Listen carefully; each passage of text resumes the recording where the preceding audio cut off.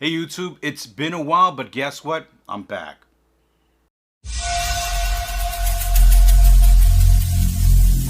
Every single day, I'm gonna make something great.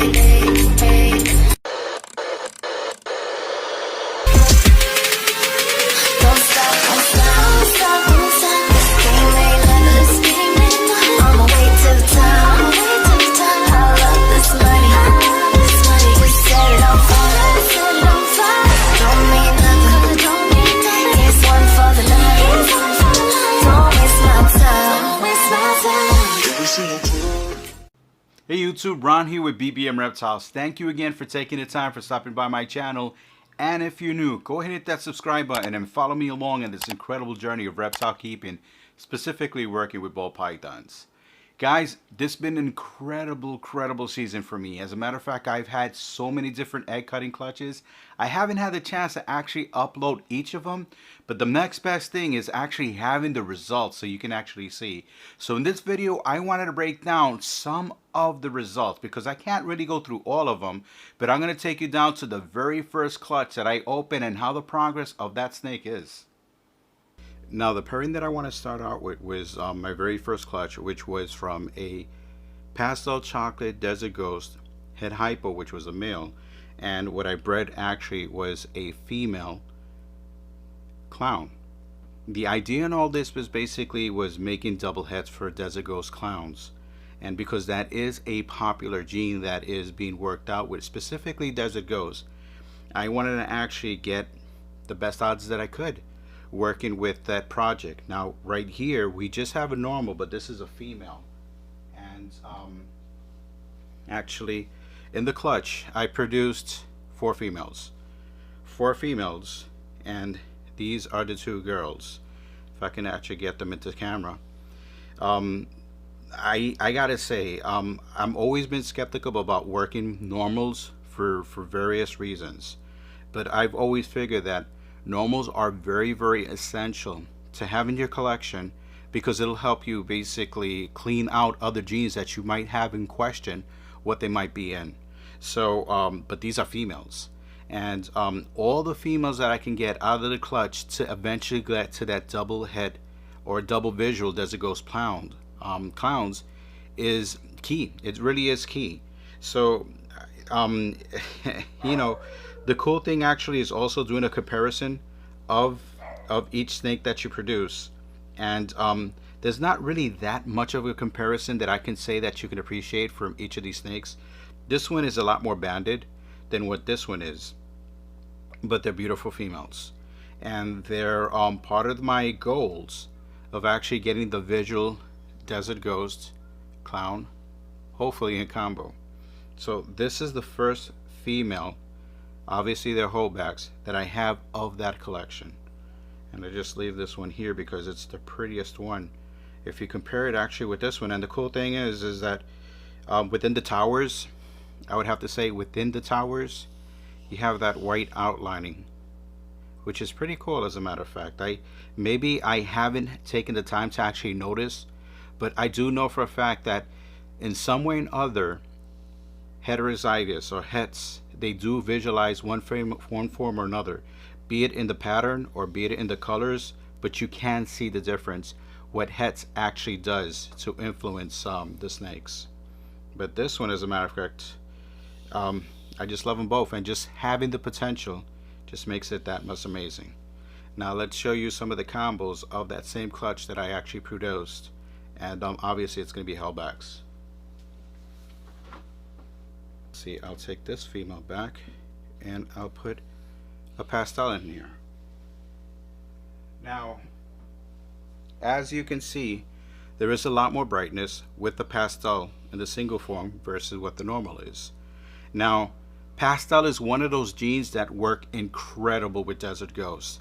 Now pastel in clowns, I'm not a real fan of what the reaction pastel actually does with clowns, because as they age, when they're babies, when they're hatchlings, and I would say close to at least 1,000 grams, they are impressive, but I do see some lines of pastels actually do brown out. But what's going to counteract that is the Desert Ghost factor. So having the Desert Ghost in pastel in general, it's one of those genes that actually complements, and it's like must have inside the project specifically. So like I said, pastel is going to shine a lot more than what I would hope to see a regular pastel clown. So this beautiful girl is my pastel, and let's see if I can open her up a little bit more. You can actually appreciate the colorings on this. Now I have other pastels that I'm going to show you in later videos with different types of heads that they do react totally different. And in a future video, I'm actually going to show different pastels that I have that do have different lines of heads of other recessive combinations to see what the difference actually it actually shows. And the reality is when you're working combos, when you're working whatever projects or whatever genes, it's not until the following season that you might replicate a specific single codom gene with another recessive. But to have the actual opportunity to do a side-by-side comparison, it's going to be hard, even with pictures, to go back with that other clutch that you produce versus actually having an entire season and going through each one of them. So that's something I'm going to do in a future video. But this girl is my pastel double head Desert Ghost clown. And now this one, this is my pastel chocolate double head Desert Ghost. And this is something that I've been raving about ever since I first started working with the chocolate gene, is that I needed to have something with chocolate because it's a new gene that I started working out with, and it took me a while to actually start differentiating what chocolate is in a base form versus a normal, because it can throw you off if you have not actually worked the combos. But because I've worked profusively with the pastel chocolate Desert Ghost in so many different combos that I have a good idea of determining what chocolate is on its own form, and obviously with pastel.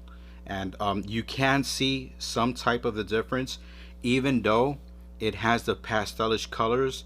The chocolate, what it does is it gives it that caramelish chocolate mocha look to it. So and obviously you're gonna see it still has the same blushing in the head stamp.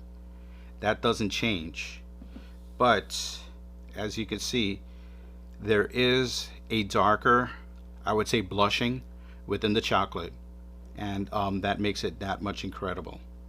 So again, we're looking at a pastel chocolate double head Desert Ghost pied. No, I'm sorry, chocolate double head Desert Ghost clown. I'm going ahead of myself because I actually have that other combo in a double recessive with something else, but that's in a later video. But here we go. This is one of my girls. Just put this side by side. Now these are the females. Let me go to the males that I actually produced from that clutch. Now right here, this is a pastel chocolate double head Desert Ghost clown. This is the only male that I actually got. Actually, I got 4 males, but this is the only chocolate pastel male that I got. So actually I got a 1.1. I was lucky enough. I got a 1.1. Maybe the consensus is that I would breed these two together and make a super chocolate, super pastel Desert Ghost clown. You know, that could be a possibility. But because this is a young female, and I expect to use this male the following season that's coming up, my plans are using the offspring male from this one to pair it back to this female here. So that's the goal that I eventually hope to do. And I'm going to show you which snake that I plan to breed this male, because the female is a lot more farther along than what this one is. Since this is a 2021 female, it's going to take me at least 3 seasons to actually see any results. And then again, the odds, they might not always be in my favor, but that's the main reason why I actually stood with all the clutches, especially the females. I held back 4 females. So out of the whole entire 4, I'm at least giving myself better odds or better chances to hitting the visuals than actually just going off of one single female. So as you can see, chunky girl, she's a lot more chunkier what the male is, but then again we also have the same telltale signs of the blushings of the chocolate that does against the pastel. So this is the other male that I produced. You always have to have a plan B when you're working those double recessives or even triple recessive, because you never know what's going to happen if you have a male that decides to go off feeding, or he just doesn't feel he's ready enough to go with the female. So I actually held back this male right here, and this male is just a pastel.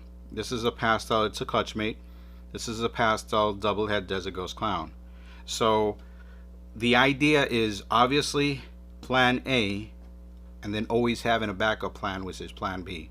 So it's good to have two males just in case of whatever situation. And I'm actually going through that right now because I have a triple recessive male that I have started breeding, and one of them started locking. The other one, which is a lot more bigger than the first one, is actually taking a bit longer. So that's the important part of having a backup male, because it's going to actually help you out. Now in this clutch I was able to produce 4 males. Now the only pastel chocolate I got was this one, but I actually hit on 3 pastel double head Desert Ghost Clowns. As a matter of fact, I do believe I have it listed on Morph Market. These are the other males. These are the other males that I produce. They are all 100% double head for Desert Ghost and Clown. Now again, I was talking about what working plan A and plan B. I don't see a need for plan C or plan D. So these 2 males will be available on my Morph Market account, or if you can actually direct message me on Instagram if you're interested in acquiring one of these males, because again, it's a powerhouse male. And you know, I get this question asked a lot. You know, what use would I have for a male if I don't have the female counterpart?